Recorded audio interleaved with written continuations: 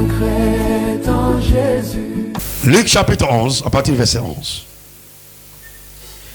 Quel est parmi vous le père qui donnera une pierre à son fils s'il lui demande du pain? Ou s'il demande un poisson, lui donnera-t-il un serpent au lieu d'un poisson? Ou s'il demande un œuf, lui donnera-t-il un scorpion? Si donc, méchant comme vous l'êtes, vous savez donner de bonnes choses à vos enfants, à combien plus forte raison le Père Céleste donnera-t-il le Saint-Esprit à ceux qui le lui demandent? Que le Seigneur ajoute sa bénédiction, sa parole. Pour vous asseoir, s'il vous plaît. Notre exhortation ce soir est intitulée le don du Saint-Esprit. Le Saint-Esprit est un don. Et ce don-là ne vient pas de la terre. Ce don-là vient du ciel. Alors, la Bible nous dit, au verset 13 de Luc 11, il dit, si donc méchants, comme vous l'êtes, vous savez donner de bonnes choses à vos enfants, à combien plus forte raison le Père Céleste donnera-t-il le Saint-Esprit à ceux qui le lui demandent? Donc il faut demander. Nous devons demander le Saint-Esprit. En nous demandant le Saint-Esprit, notre Père nous donnera le Saint-Esprit. Alors, nous allons parler du don. Le don du Saint-Esprit. Pas les dons spirituels. C'est que le Saint-Esprit en lui-même, c'est un don. C'est un don pour le croyant. Le don, c'est quoi? Le don est l'action de donner. Selon la définition de Larousse, le don c'est l'action de donner. Ou de céder quelque chose que l'on possède et que l'on donne à quelqu'un d'autre. Donc il s'agit de donner à quelqu'un quelque chose qui ne mérite même pas. Le don, on ne le mérite même pas. Vous n'avez rien fait pour mériter le don. Et le don aussi peut être défini comme un cadeau, comme un présent. Le don, c'est un présent, c'est un cadeau, c'est quelque chose qu'on te donne. On te donne, tu n'as pas mérité cela. Tu n'as rien fait pour mériter cela. Mais le propriétaire de la chose, celui qui a la chose, décide de te céder la chose.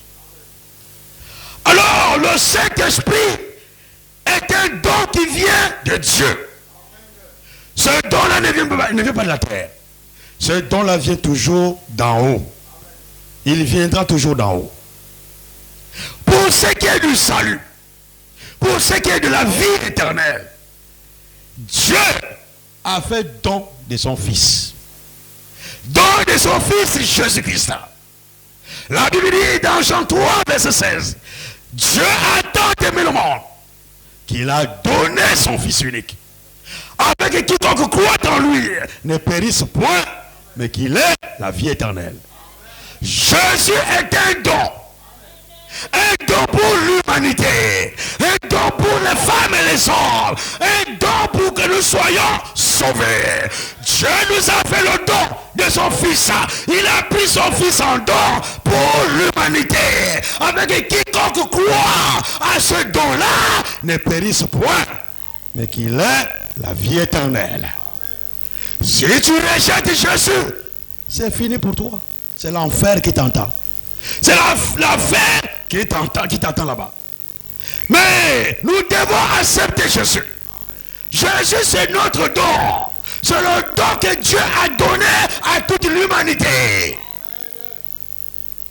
Non, si tu ne crois pas, tu ne reçois pas ce don-là. Parce qu'il y a donné, il y a le donner et il y a le recevoir.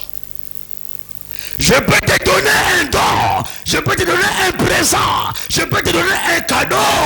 Maintenant, c'est à toi d'accepter le cadeau. C'est à toi d'accepter le présent. C'est à toi de recevoir le don. Tant que tu ne reçois pas le don, ce don-là n'est pas pour toi.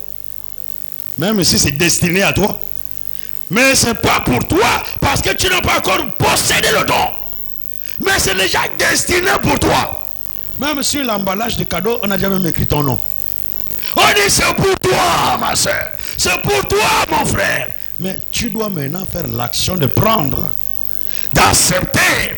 Jésus est mort à Golgotha pour tous les humains. Jésus est mort à Golgotha, même pour les sorciers, même pour les religieux chrétiens. Il est mort pour tout le monde à Golgotha. Maintenant, pour être sauvé, il faut accepter ce que Jésus a accompli à Golgotha là. Tu dois accepter l'œuvre de Golgotha. Tu dois accepter Jésus dans ta vie.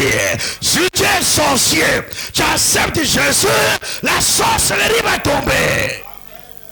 Tu vas abandonner la sorcellerie. C'est pourquoi ne critiquez personne.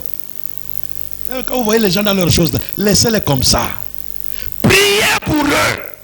Priez pour eux. Allez vers eux, présentez-leur Jésus au lieu de les critiquer. Vous voyez une femme qui fait la prostitution, ne critique pas. Prie pour elle. Elle a besoin du salut. Dès qu'elle va recevoir le salut dans son âme, même son habillement va changer. Elle ne va plus courir les hommes partout. Elle ne fera plus cela. Mais nous, souvent, nous faisons le contraire. Quand nous voyons quelqu'un qui a encore des difficultés, nous nous moquons de la personne. Alors que toi-même, tu es passé par là. La Bible dit, nous étions de leur nombre. Nous étions des sorciers. Nous étions des prostituées, des voleurs, des braqueurs. Aujourd'hui, Dieu t'a fait sortir de la boue du péché. Et il t'a mis à part. Maintenant, tu vis la sainteté. Et tu commences à te moquer de l'autre qui est encore dans la boue du péché. Là, ça montre même que tu n'as pas expérimenté le pardon de Dieu. Si tu as expérimenté le pardon de Dieu, tu souhaiterais aussi que l'autre expérimente le pardon de Dieu. Oui. Jésus est le don que Dieu a fait à l'humanité pour le salut et la vie éternelle. Maintenant, pour ceux qui ont accepté ce don-là, ceux qui ont accepté Jésus, ceux qui ont accepté Jésus, ceux qui ont reçu Jésus, Jésus leur a donné le pouvoir de devenir enfants de Dieu. La lumière que Jean parle dans Jean chapitre 1, qu'ils ont reçu la lumière, et la lumière leur a donné le pouvoir de devenir enfants de Dieu. Il s'agit de Jésus. C'est Jésus la lumière du monde. C'est Jésus la lumière qui éclaire dans les ténèbres. Tous ceux qui ont reçu Jésus, Jésus leur a donné le pouvoir de devenir enfants de Dieu. Maintenant, quand vous êtes enfants de Dieu, ça montre que vous êtes nés de Dieu. À la première naissance, qu'on appelle la naissance naturelle, la naissance par papa et maman, nous naissons charnellement. Par cette naissance charnelle, nous ne pourrons pas être agréables à Dieu. Par la naissance de papa et de maman, nous ne pouvons pas être agréables à Dieu. Donc Dieu exige une autre naissance, la naissance spirituelle, qu'on appelle la nouvelle naissance.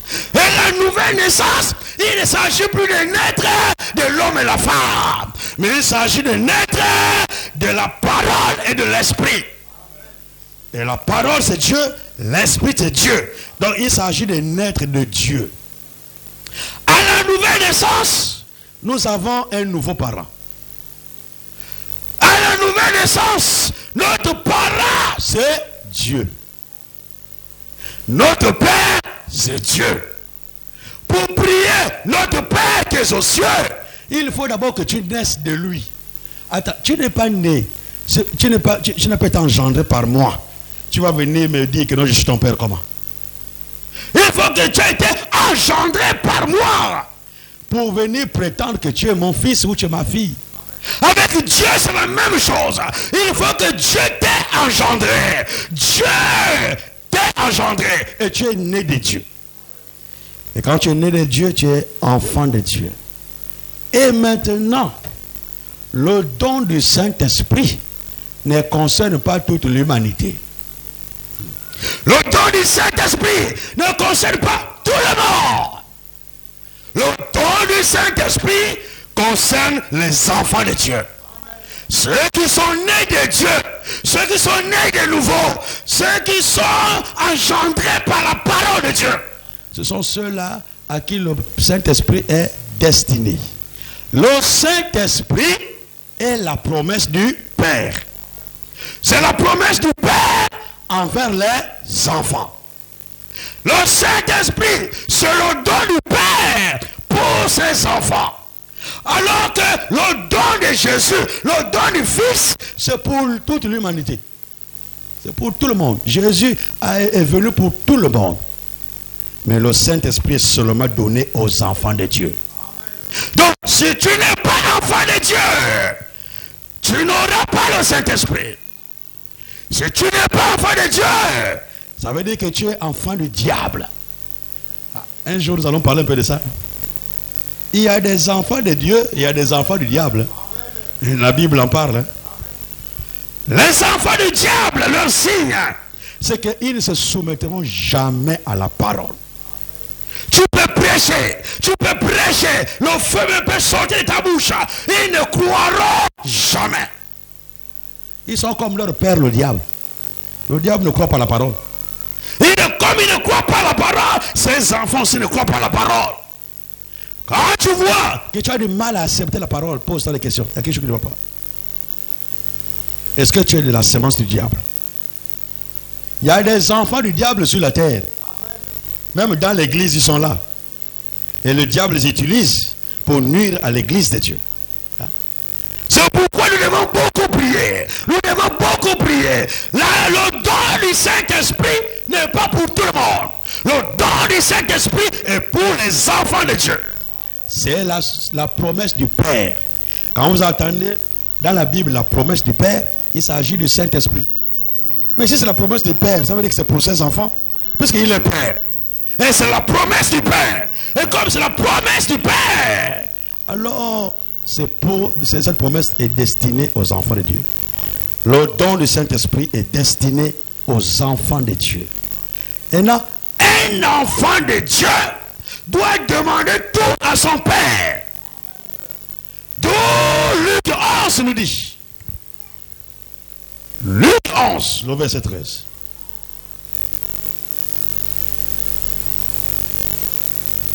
Luc 11. Il dit, si donc méchant, comme vous l'êtes, vous savez donner de bonnes choses à vos enfants, à combien plus forte raison le Père Céleste donnera-t-il le Saint-Esprit à ceux qui le lui demandent? C'est pourquoi ce soir nous allons demander. Oui. Il a dit les pères naturels arrivent à donner les bonnes choses à leurs enfants naturels. Mais comment notre Père Céleste ne pourra pas nous donner le Saint-Esprit? Mais si nous demandons, si nous ne demandons pas aussi, ils nous regardent, ils observent. Nous devons demander le Saint-Esprit. Et le Saint-Esprit est donné aux enfants de Dieu obéissants. Ceux qui obéissent à la parole. Un jour, nous allons prêcher un peu sur le péché volontaire. Vous savez, ne pas venir au culte, c'est un péché volontaire.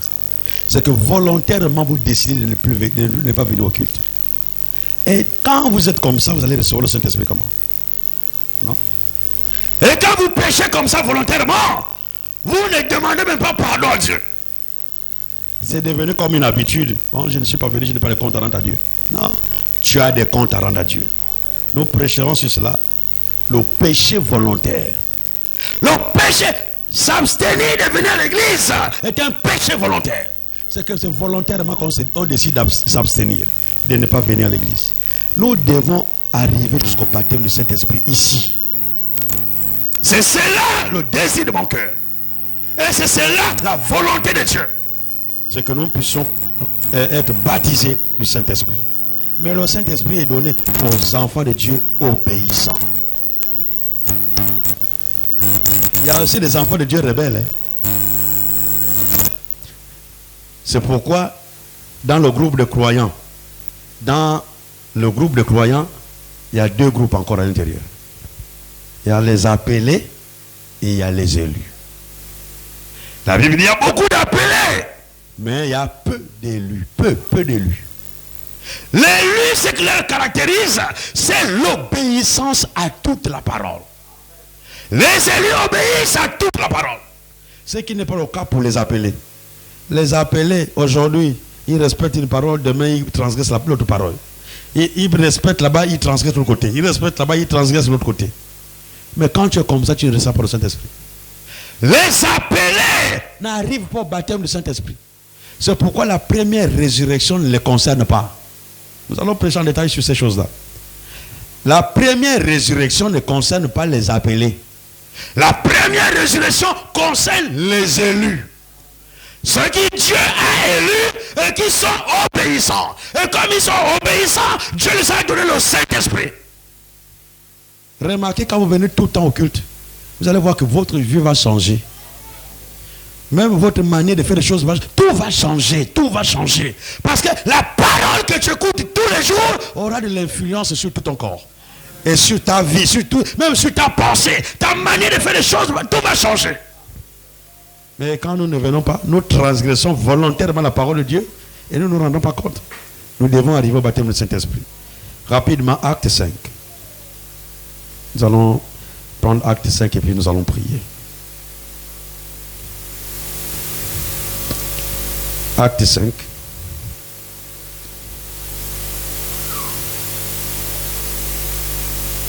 Acte chapitre 5. Et nous lisons le verset 32. Acte 5, verset 32. Nous sommes témoins de ces choses. De même que le Saint-Esprit que Dieu a donné à ceux qui lui obéissent. Ah. Voici la clé. Hein? Si vous voulez arriver jusqu'au Saint-Esprit, il faut l'obéissance à Dieu. Obéissance à tout ce que Dieu dit. Obéissance à la parole de Dieu. Obéissance à tout ce que Dieu a dit dans sa parole. Nous devons obéir. Et quand nous obéissons, alors cela touche Dieu.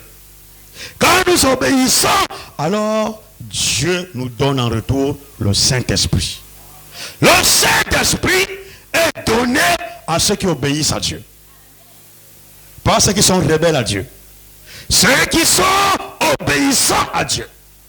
Quand vous êtes obéissants à Dieu, vous arriverez au baptême du Saint-Esprit. Alors soyons des enfants de Dieu obéissants. Et ce soir, demandons à notre Père de nous donner le Saint-Esprit. Que le Seigneur vous bénisse pour ce soir. Nous allons nous tenir debout pour prier notre Dieu.